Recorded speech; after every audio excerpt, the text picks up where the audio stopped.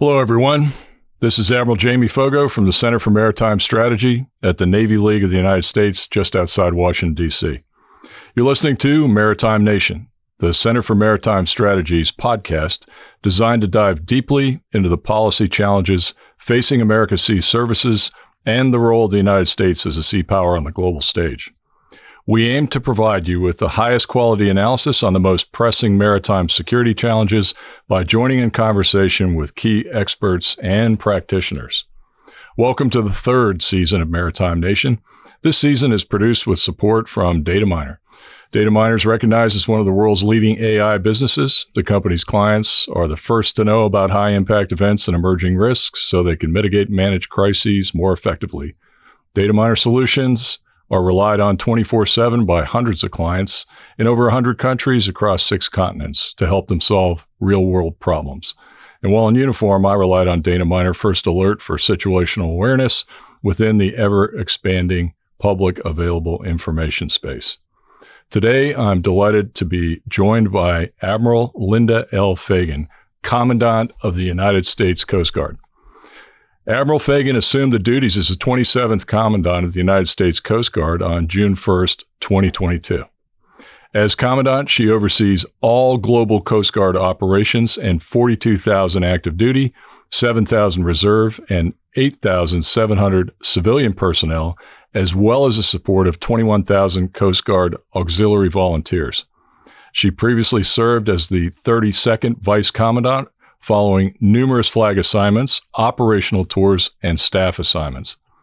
Admiral Fagan possesses extensive interagency as well as intergovernmental experience. The Commandant holds a Bachelor of Science in Marine Science from the U.S. Coast Guard Academy, a Master of Science in Marine Affairs from the University of Washington, and a Master's in National Resource Strategy from the Industrial College of the Armed Forces. Wow. It's a lot of education, ma'am. You've earned numerous personnel and team awards during your 37 years as Coast Guard, in the Coast Guard, and you are the longest-serving active-duty Marine Safety Officer, and you hold the distinction of being the Coast Guard's first-ever Golden Ancient Trident. Now, you don't look ancient. Yeah, I don't like the term ancient, first of all. Seasoned. Golden Seasoned Trident. You heard it here. Can you explain to our listeners across 170 Navy League councils, what is the Golden Seasoned Trident and what does it signify? Yeah, no, thank you. And thank you for the Center for Maritime Strategy and Navy League for allowing me to share a little bit of what our Coast Guard is doing to contribute to national security. Absolutely. So the Gold Ancient Trident, I'm the longest serving Marine professional, Marine prevention professional in the Coast Guard. My operational specialty is as a ship inspector, safety, security, environmental compliance, cruise ships, barges, passenger vessels. And when I came off of my first tour, which was the Icebreaker Polar Star, I went into the inspection world of work and somehow found myself to be the longest serving individual in that particular specialty. When I retire in 2 years, it'll pass on to someone else, and we will have a second ancient gold trident. Wow. Well, you're the plank owner. That's great. Now, Admiral Fagan, we always bring up a naval term from the Naval Terms Dictionary in every one of our podcasts to kind of set the tone for what we're going to talk about. I went, instead of the Naval Terms Dictionary, to a Coast Guard website to pick a particularly important word for today, and that word is cutter. And it's defined by your website as follows. The term cutter identifies a Coast Guard vessel 65 feet in length or greater with accommodations for a crew to live on board. Major cutters like the National Security Cutter are capable of carrying multiple cutter boat types, including the over-the-horizon rigid hull inflatable or RIB, and long-range interceptors. Polar-class icebreakers also carry an Arctic survey boat, an ASB, which is a polar variant of the RIB, and landing craft. Most cutters more than 200 feet in length are capable of accommodating helicopters, very capable ships. And there's a list that goes along with that. Yeah. You have over 240 cutters and ships in inventory in the Coast Guard. Yeah. Enormous responsibility. And you told me earlier, because I'm a neophyte to the term, the tugs, some of the tugs and the buoy tenders count as cutters. Is that right? They do. They absolutely do. And so The term cutter actually goes back to our establishment as the Revenue Cutter Service. In 1790, Alexander Hamilton signs the Revenue Cutter Service into being so that the fledgling nation might successfully collect revenue and help the nation move forward. And so hence the term cutter. So if you are 64 feet, 11 inches, you're a boat. And at 65 feet, you're a cutter. And we have some small inner harbor tugs that are 65 feet. And we have been operating them as cutters. I know we're going to talk about some of our workforce challenge. And one of the things we did this fall to address some of that challenge, instead of assigning a crew of 8 to 10 permanently onto a 65-foot cutter, we've chosen to operate them more like boats. So you have a ready crew that's available should you need to get it underway, but you don't have personnel tied up with that cutter. But we've got obviously a whole range of cutter types from the 65-foot tugs all the way up through and including the national security cutters, which are very much like Navy frigates. Very, very capable. Yeah, very beautiful ships too. Yeah, excellent. Well, thanks so much for that education. And last week you gave your State of the Coast Guard address. I have a copy here in the blue folder. I've read it. Mike Stevens was there. And it focused on workforce and mission readiness. Highlighted a few themes: maintenance shortfalls, service culture, talent management transformation. Now, those are all themes that we're similar and we're familiar with in the United States Navy. But for the Coast Guard, can you expand a little bit on those themes for us and tell us how you're going about getting after it? Yeah, no. And so one of the things that is interesting, and I'm coming up on the halfway point now as my tenure is that right? Commandant. Holy cow, it's gone by that fast. June will be the halfway point. Wow. And, many of the challenges in front of us are not unique to the Coast Guard. Some of the workforce shortfall, the recruiting challenges are common across not just the military services, but employers literally around the world. It is the topic that I find alignment with just about everybody that we interact with. The maintenance shortfall, and let me start there. This has been a challenge for the Coast Guard. I spoke in my remarks last week that next year we'll probably have about 50% of the maintenance funding that's needed to reliably support and maintain both the legacy fleet of cutters and those new fleet of cutters, like the National Security Cutter. So as you know, if you do not do planned maintenance when you need to do the planned maintenance, the ships get a vote and they start to put you into the category of unplanned maintenance, which never comes at a convenient time and always comes at increased cost and really directly reduces the readiness of the cutter fleet and then has direct impacts on what and how we're providing presence and operational effects to the American public. And as the new ship classes have come online, I talked about the National Security Cutter. We launched the first OPC, Offshore Patrol Cutter, first in class. Argus was launched in the fall. We're on contract for waterway commerce cutters, working to build a polar security cutter. Each of those new asset types, incredibly capable, going to be great capacity for the nation, but they're more expensive to operate, more expensive to maintain. And along with that maintenance, shoreside infrastructure to ensure that they've got the right support when they come back shoreside. All of that is a challenge in front of us from a maintenance account standpoint. With regard to workforce and talent management, we have done a lot to invest in recruiting. We several years ago had shrunk our recruiting capacity, and this is not a surprise to recruiters or talent management specialists. It's a people-intensive undertaking to recruit people into the service.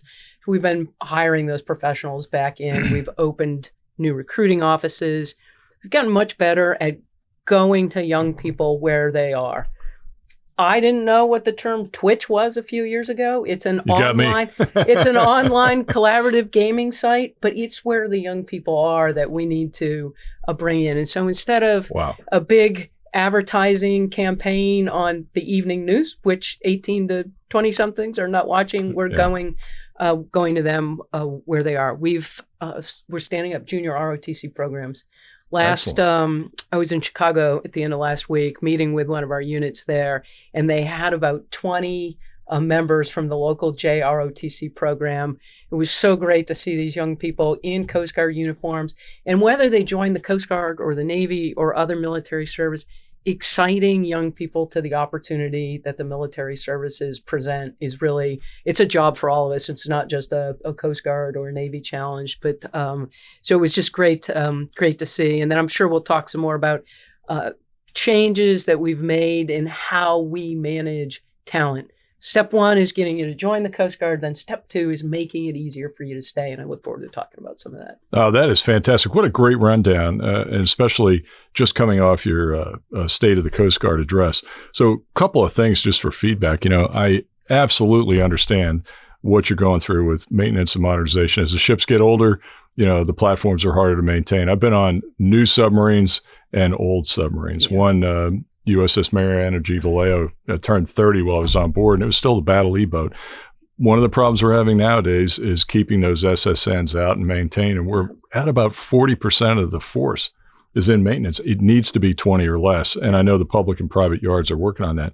So, I don't know the answer to this question. I've seen Coast Guard ships in maintenance around the world and around the United States, but where do you normally go to do your maintenance? Do you have specific ports? You do civilian yards? Yeah, so here's, we put the contracts out competitively. In some regards, we are in direct competition with the Navy for that major shipyard space. And as our ships have gotten bigger, it puts us in more direct competition. Right. Dry docks, right? For dry docks in particular. So Polar Star, our heavy security cutter, would be a great example where she every year comes back. In fact, she's en route to home port now, but we'll go directly to Mayor Island in San Francisco. The last 5 or 6 years, we've had a long-term contract there.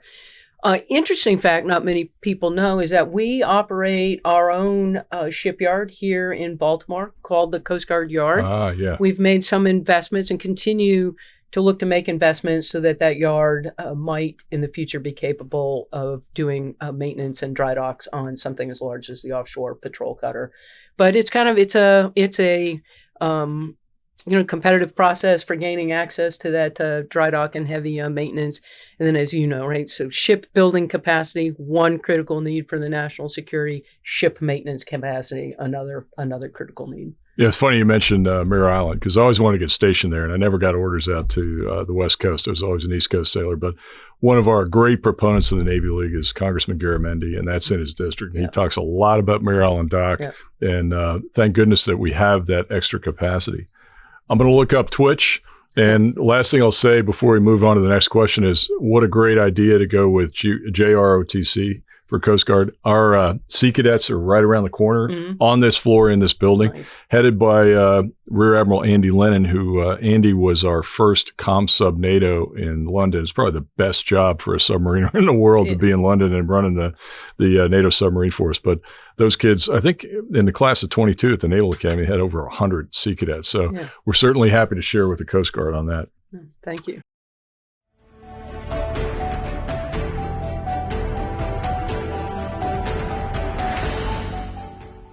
Now, Coast Guard's role in the Indo-Pacific is just astounding. Managing operations spanning 6 continents, 71 countries, and 75 million square miles of ocean. You just returned from the Pacific, and you had an incredible agenda. American Samoa, New Zealand, one of my favorite countries, the Kiwis, Australia, and Vanuatu. Lots of stops. Could you please explain to our listeners the Coast Guard's role in supporting the U.S. government's mission and objectives in the Pacific? And we all know that we're going through a continuous pivot to the Pacific, so many problems in the world. And how does the Coast Guard coordinate with allies and partners towards promoting security in the Indo-Pacific? Yeah, so I did just get back from just an incredible trip and opportunity to engage with our allies and partners, and we do that work in coordination with Department of State and other government agencies and the Indo-Pacific Commander to ensure that Coast Guard engagement in operations in the theater are well coordinated with some of the other efforts. It is clear to me that, we used to talk about growing demand for the Coast Guard. The demand signal for the Coast Guard is loud and growing louder. In the kinds of competition space in the maritime domain, the Coast Guard is really a ready-made organization for those kinds of engagements. We're professional. a maritime force, we're a military, we're a law enforcement agency, and we're able to engage partner nations where they are to help them increase their own capacity to enforce their own sovereignty. Perfect example of this would be part of the reason I was in Vanuatu was the Coast Guard cutter Harriet Lane. Medium endurance cutter that I'm going to age myself was being fielded new when I was a young ensign. They are not so new anymore. However, that ship recently completed a service life extension, and we moved her from the East Coast of the United States into Honolulu. She will be in Honolulu for the next couple of years, but at some point, we'll either need to come back to the Navy and ask for more time, or there is opportunity to potentially home port her somewhere else in the Pacific. Just beginning those conversations. Lots of interest, obviously, in the ship, but she is being operated as a Pacific support tender, engaging partners and nations in the region. So as I came on board Harriet Lane in Vanuatu, 4 shipriders, law enforcement, fisheries professionals from Vanuatu had boarded the vessel, and they sailed after I departed. So the Harriet Lane provides the lift, if you will, and their experts in law enforcement and fisheries conducted the boardings, enforcing Vanuatu sovereignty in Vanuatu's exclusive economic zone. Harriet Lane did that with Fiji as well. We have a number of those key bilateral and partner exchanges literally around the world. They provide just great opportunity and engagement for the U.S. Coast Guard and like-minded partners. And I think really just speaks to the value proposition of how we operate in the region. Wow, that is fantastic. Thanks for that. A couple of things. I talked about New Zealand, my great love of New Zealand. I don't think a lot of people know, but the deputy director of our Defense Intelligence Agency was once Major General John Howard, who's a Kiwi. He's from New Zealand. He came to visit me in Naples because, DIA had a lot of responsibility for some of our facilities there, and I welcomed him. And I think this might have been the first time that we'd invited a member of Five Eyes to do this job. He brought me a copy of paperback of the book Legacy about the All Blacks rugby team. Yep. Phenomenal book. I mean, I couldn't put it down. It's all about when you get to be number one in the world, don't let your guard down. So there's a lesson. All coming for it. Yeah, that's right. And they are. And, the Commandant of the Marine Corps, General Neller, put that on his required reading list. But Harriet Lane, so you actually went on the ship. How's the crew taking to this new mission in the Pacific? They could not have been more excited. We talk, and I'm sure you talk in the Navy, how do you make sure that you keep people excited about the opportunity to serve at sea? And one of the ways you do that is providing exciting missions and then fun places when it's time to have a little bit of, reset, import. The crew could not have been more excited about the work or more understanding of the strategic intent and need for why the Coast Guard, why the Harriet Lane was in the part of the world that she was in, and what our value proposition is. So we don't normally, we have a Coast Guard band. She's based here in D.C. Part of the diplomacy effort, we deployed a few members of the band. We're talking about getting some rugby teams out there. Again, fantastic. What the region is hungry for, and this came through loud and clear in every engagement I had, is for persistence. That they know that they can rely on us, the United States, to persistently be there. Not a big grand gesture every couple of years, but enough capacity to operate more regularly in the region. It's one of the conversations we're having with the National Security Council, and requires budget adjudication and appropriation. But what types of investments might be made in the U.S. Coast Guard to create more persistence in the region, separate from the conversations around Navy, Marines, Guam, all that. But the Coast Guard really has a specific and special niche there that I think can create a lot of that, builds on that trust relationship and creates capacity. Well, I got to tell you how impressed I am that the Coast Guard continues to really knock the ball out of the park in these fisheries patrols. So 4 Vanuatu personnel out there reminds me of what we did in West Africa with Thetis. We'll talk about that in a minute. But one of the crusades that we're leading here is at the Center for Maritime Strategy publicizing the importance of IUUF, illegal, unreported, unregulated fishing. And you guys are at the cutting edge of that. In fact, I got to thank you because Admiral Joanne Bertien has been here a couple of times, and we're going to culminate this seminar series at CR Space, and she's on the panel. I had no idea how much interest there was in IUUF. In fact, people ask me, why are you doing this at the Center for Maritime Strategy? Yeah. It's so important for partners and allies. I mean, people that come into your economic zone and fish illegally are taking protein out of the mouths of the citizens of those countries. We've seen this happen everywhere, West Africa, the western part of South America off Peru. And we had a seminar here in December where there was a former national security advisor. And I asked him, I said, do you think this is a national mission? Is this a Navy mission? Of course, we know it's a Coast Guard mission, and they could use some help because I think it's an act of war. Now, I was shocked, and this is pretty important stuff. Yeah, at its most elemental, it's theft. It's theft of a nation's natural resources. But it erodes the rule of law. It breaks down maritime governance. It's inconsistent with our sort of natural world order as, with regard to every nation's right to their sovereignty. And activity that are counter to that in the maritime realm, erode that sovereignty and the rule of law. It truly is a global challenge. We published an IUUF strategy. I think it's been about 2 years ago. It's available I actually online, read it. right? And so the intent with it is to help bring focus and understanding to the fact that it is a worldwide problem. It is truly happening globally, and it will take multilateral, bilateral, minilateral, many approaches of like-minded nations to counter that malign activity. In the case of the Vanuatu shipriders, they boarded, it was 10 plus Chinese fishing vessels. There were some minor infractions, but nothing significant. But actual presence is required to ensure that vessels are in fact complying with the international order, and fishing has been a major sort of unacknowledged threat around the world.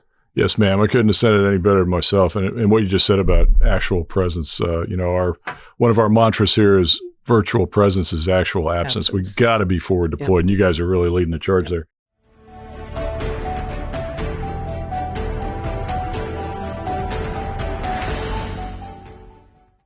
Well, with all these expansive missions that you talked about in your State of the Union address, comes the need for a capable workforce. So I talked about your end strength, 42,000 active duty, 7,000 reserve, 8,700 civilian personnel, and 21,000 Coast Guard auxiliary volunteers. What good news is there to report on the recruiting front? Everybody's having challenges. And what hurdles do you have to get over to continue to bring the best people into the Coast Guard? Yeah. So first, let me do a shout out to our 21,000 Coast Guard auxiliaries. Yeah. So listeners may or may not, probably not know that the Coast Guard Auxiliary is an all volunteer service. People volunteer their time. They wear uniforms that look similar to the one I have on. They've got small boats. We help them with some maintenance, offset, fuel funding, aircraft. But again, in Chicago last week with all those JROTC students, there were 8 auxiliaries. Several of them providing legal advice, cooking, just about anything that you can think of that you might need to support your force. The auxiliary does it for us.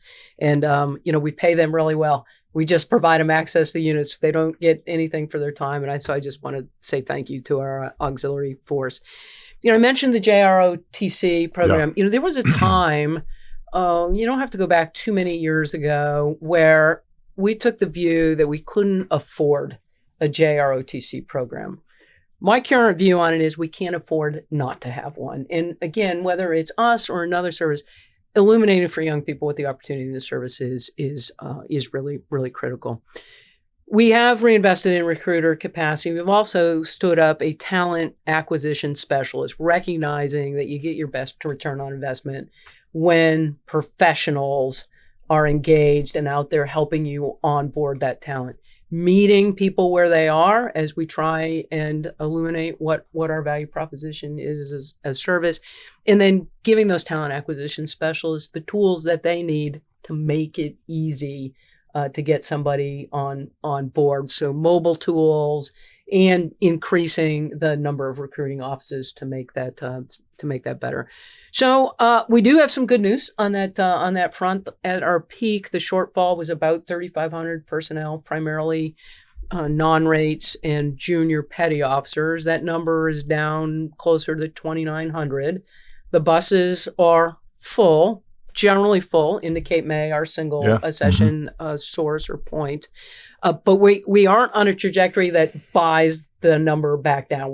We've stabilized, and so are not continuing to grow that that shortfall. And so this is where some of the work around talent management, talent transformation that I started 2 years ago become really critical. Step one is we got to land them, but then two, exciting people to stay, and that requires a significant challenging of assumptions as to what it means to sort of have a successful career and serve in the military. We are like the other services.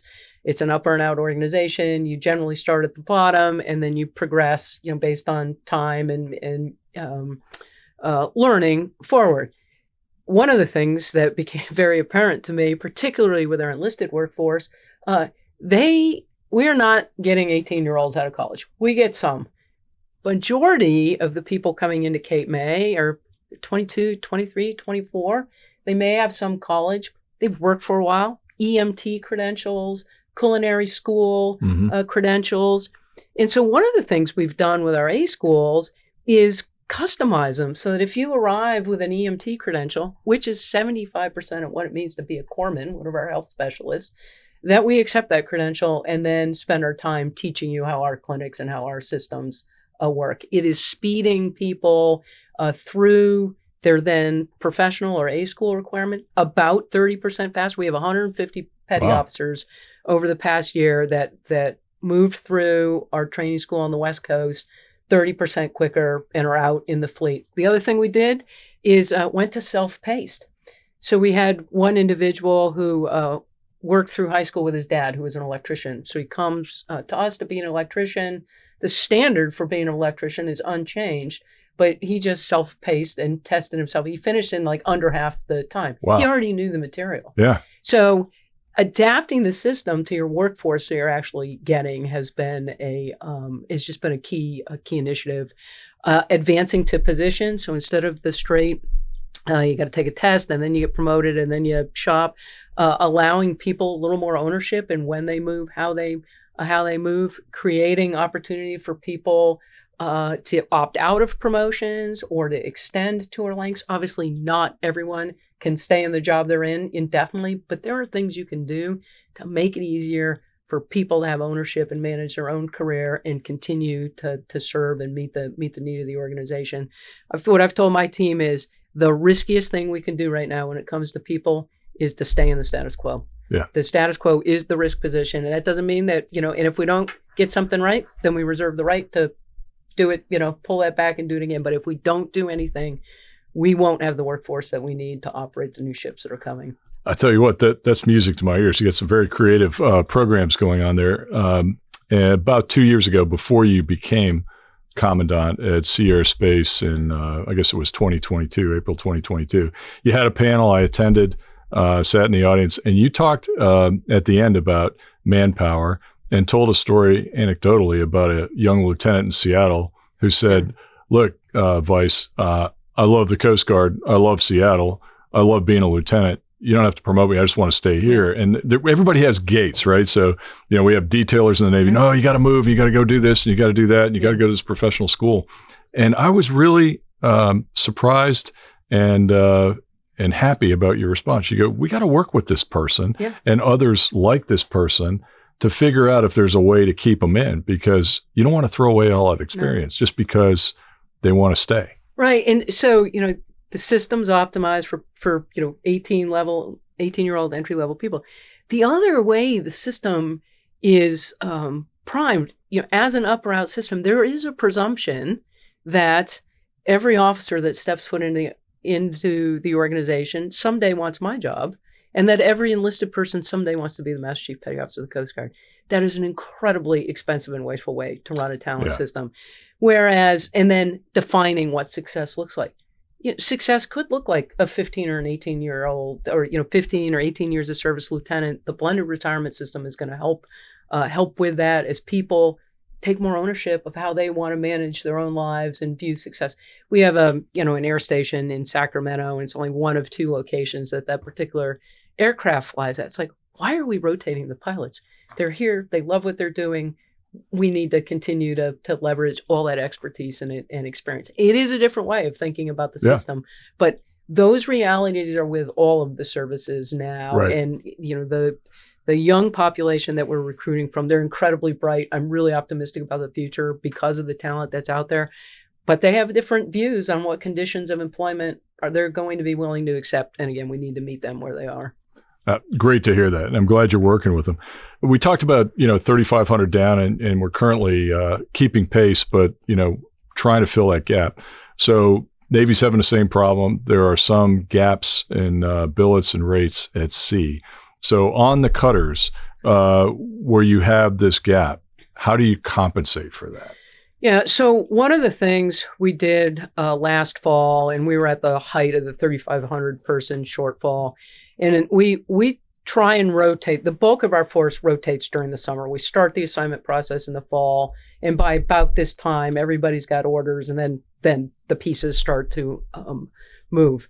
We realized that we needed to basically not advertise open billets and needed to take a really critical view on the organization. What would we actually be able, where do we need the people, not where do the people need to go? Yeah, okay. So that prompted a speeding up of decommissioning of a couple of legacy cutters, a couple of 210s.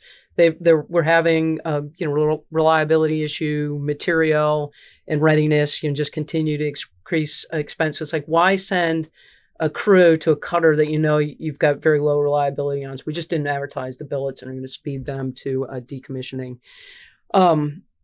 The other thing that we are doing, and I talked about the 65-foot cutters, right? Running them like a boat instead of assigning a crew to them.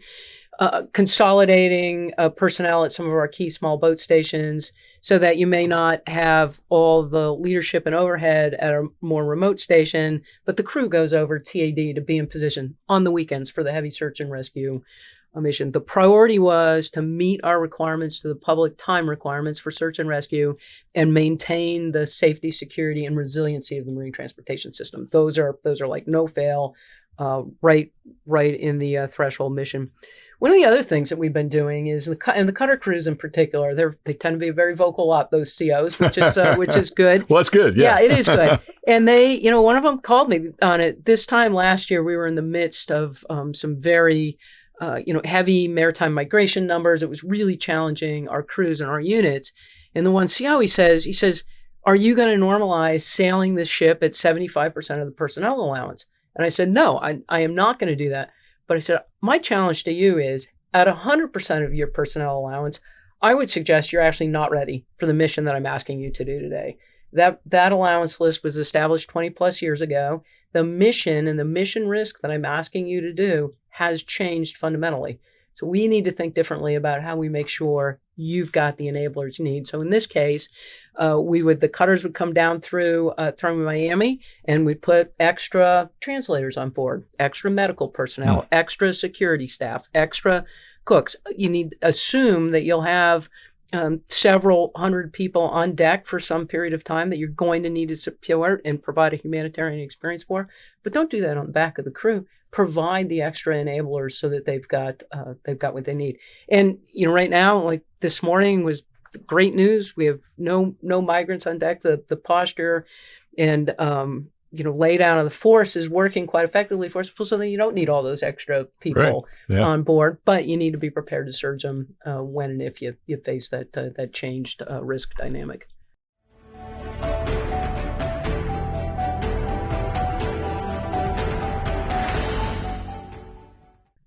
Does the mission of the Coast Guard lend itself in any way, shape, or form to hybrid systems or uncrewed systems? Yeah, so the short answer is yes, and we are making some progress with unmanned systems. So Scan Eagle, Yeah. it's contractor owned, contractor operated. One of my favorite tools. And which is a beautiful way to do it, right? It's awesome.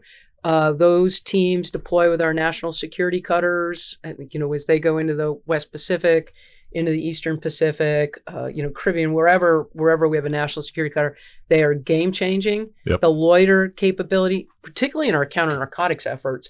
So if the Scan Eagle gives us the competitive advantage, you can acquire the target, and you now don't need to worry about losing them. You can wait till daylight. You drive the risk down to your crew, and absolutely essential. We need to continue to accelerate into unmanned systems. But one of our big challenges is data and data governance. We do not have the IT infrastructure that you need to move the data, analyze the data, turn it into decision space. And we're making some of those investments so that as some of those key unmanned systems and enablers begin to really come into the portfolio, that we're actually able to create knowledge in decision space. Oh, that's great. Well, I got to tell you, I'm glad you mentioned Scan Eagle because Admiral Harris, right? Harry Harris. Yeah. So we were together. He was 6th Fleet Commander, and I was the JTF J3 for Odyssey 9 Unified Protector. And we ran out of targets, plinking them from 20,000 feet with strike fighters, and couldn't go below that floor because of SA-22s and 23s. So we needed unmanned. Didn't have any. Yeah. A ship comes through with Fire Scout. And Harry says, "Hey, I want you to fly the Fire Scout." Sure, we didn't know anything about it. We flew it over Libya. They shot it down. There's a public report on that.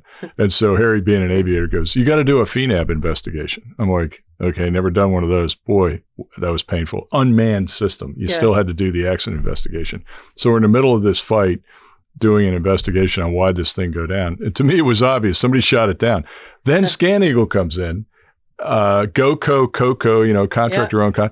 If you lose one, you fly another one. It's great. Yeah, I should have mentioned Sail Drone as well. Sail Drone has been just absolutely critical. I know, Southcom's got some in the fight. We've got some in the fight. Again, just another great technology. I do, think about, as you look at technology change, my challenge to the workforce, because we've challenged assumptions on talent management, is also challenging some of our legacy assumptions around operating principles. The doctrine stands the test of time pretty well, but thinking differently about how we create capacity, certainly as it evolves unmanned system, but also as we think about our role in securing the marine transportation system. Space and space exploration is going to continue to challenge our work in resilient, secure waterways. Cyber and the risk, particularly to the marine transportation system in cyber as it pertains to both ships and locks facilities and locks industrial and control facilities. SCADA systems, all risk that is with us now that is evolving but difficult to see. And as I peer into the future, those are all areas of opportunity and leadership where the Coast Guard will remain leaned in. Perfect segue to the next question. We shift gears to what's going on in the Red Sea with commercial shipping there. And, the Navy's got destroyers in there, Operation Prosperity Guardian, really 3 nations leading the charge. And that's the United States with its Aegis technology, the UK with their destroyers and frigates, and the French. So it's been a tough fight and pretty risky. If you were to take that threat and bring it to the international waters or the EEZ of the United States or even our coastal waters, what are your thoughts, and how is the Coast Guard prepared to protect the U.S. maritime transportation system at home or abroad? Yeah, no, it's a great question. And you see the relative ease with which commercial shipping is being disrupted in the Red Sea, and the very significant and dramatic impact with regard to rerouting and substantial just shift. And our economic prosperity relies on reliable access to sea lanes, all of the commercial goods that come and go from the United States. And so we spent a lot of time working with the industry, commercial industry and government and non-government entities within the country as we look, into the port and port infrastructure, but also then the approaches. So I know I keep talking about Chicago, but one of the reasons I was there last week was it was the National Harbor Safety Committee meeting. Ah. So there are harbor safety committees in every one of the ports in the United States. There's 40 or 50 plus of these committees. And smart people, both, Coast Guard, the port operators, ship operators, and they come together regularly to talk about exactly this. How do we ensure that we've got the right capability and capacity, that we're thinking about the right things to ensure that the MTS, the Marine Transportation System, is not disrupted. You see how with the Ever Given, yeah, right, and the Suez Canal, just how quickly that disrupts the line. We forget the backup and the lines outside of the Port of Los Angeles, at the height of COVID. All those point to fragility in the system that we need to continue to look at and challenge. And the Coast Guard the captain of the Port Authority is quite broad. As a captain of port, you're charged with the safety and security and environmental protection of the port. And so that comes with great convening authority and also a fair amount of authority if you really need to begin to, affect some outcomes. We're really excited about the executive order that the president just signed, particularly as it pertains to cyber. It clarifies our role in the aftermath of a cyber attack, that authorities we already have also pertain to impacts from a cyber attack. And we have a proposed rulemaking that has been published to the docket. Anybody that's interested, I do encourage you to go look for it. It's a fairly extensive rulemaking that will talk to prevention in the cyber realm as it pertains to the MTS, and we're excited to collaborate with the community as we move that forward. Yeah, I read that executive order, and we've studied it here at CMS, and things are moving fast. And I know it's going to get harder, and that order is going to morph over time to take into account multiple threats. And to your point on Ever Given. God forbid that ever happens here in an inland waterway. But, the Suez statistics I've looked at, $1 trillion a day going through there. When you think of one tanker and all the oil it carries. And then the Houthis were successful in sinking a ship with ammonium nitrate. Yep. So now we have a ship that could block passage. It didn't. Deep enough water. But now we've got ammonium nitrate and oil at the bottom of the Red Sea, and that's not good. Our last question for today. The Secretary of the Navy, Carlos Del Toro, recently spoke about the importance of interoperability and integrated training for the Navy and the Coast Guard, as there is increased demand for both Navy and Coast Guard units all over the world. So, in your mind, what are the benefits of the Coast Guard's partnership with the other sea services, Marines included, and the rest of the U.S. government and international partners and allies? Yeah. So, one of the interesting things, and we talked about my South Pacific trip, but I've, made similar trips in South and Central America, Africa, Europe. The understanding of who and what the United States Coast Guard offers, I did not fully appreciate before getting into the job how many of the world's navies actually operate a fairly significant Coast Guard-like portfolio. Yeah. So there's a natural, I came into this knowing we had strong Coast Guard to Coast Guard interactions, but for many nations, the Coast Guard, U.S. Coast Guard portfolio is more similar to what some of their navies are. Now, some of these nations operate submarines, which is in the U.S. Navy's portfolio, but creating those opportunities, not just Coast Guard to Coast Guard, but Coast Guard to Navy, and where you've got other maritime forces really becomes a critical part of the portfolio. When a white ship with a red racing hull, Harriet Lane in Vanuatu, the entire town was buzzing about that ship. You could see it everywhere as you drove around. It sends a signal and a message with regard to that partnership, capacity building, and engagement that is different than when a Navy combatant pulls in. Both ships providing critical and national security assurance to the United States, but creating that space for all of our maritime services and in partnership with our allies and partners so that we can all collectively increase maritime security and good governance. There is more than enough work to go around. The demand across the globe and the hunger for the kinds of partnerships and allyships that the U.S. government brings, the U.S. Navy, the U.S. Coast Guard, and others, is it is our competitive advantage. And I'm proud of the work that we're doing, the work we do alongside the U.S. Navy. Absolutely. And just welcome the opportunity to continue to build on the great relationships that we've got with so many maritime professionals around the world. It is a competitive advantage for the United States. Well, ma'am, I got to thank you also for that statement, and also what the Coast Guard did to help me when I was on active duty. You've heard me say this before, but Sixth Fleet Commander, as a 1-star, 3-star, to 4-star over there with cognizance over territory, and land and sea in Europe and Africa. I spent a fair amount of my time down in Africa, so much so they even gave me an African name. I'm Kwaku, man who was born on Wednesday. I wear that as a badge of honor. We didn't have a ship to put into the Africa Partnership Station in 2019. So the Coast Guard gave us the cutter Thetis. Yep. And one of my favorite people, I think he's on your CAG, was Ensign, now Lieutenant Panache Mutombo, who came from the continent, and it was his first trip back. It was phenomenal. He was a deck officer. They did a marvelous job in a very long deployment with both Africa Partnership Station, Exercise Obangami Express under their belts, and then the African Maritime Law Enforcement Program, similar to what you were doing in Vanuatu. So I'd love to thank you for that. And you've already got a copy or one of my coins from the Center for Maritime Strategy. These just arrived today, and this is our coin for Sea, Air, Space. So I'd like to give you one of the first ones, got permission. And thank you for being here today. Our Sea, Air, Space is from 8 to 10 April. You're a part of it. Your team's a part of it. To it.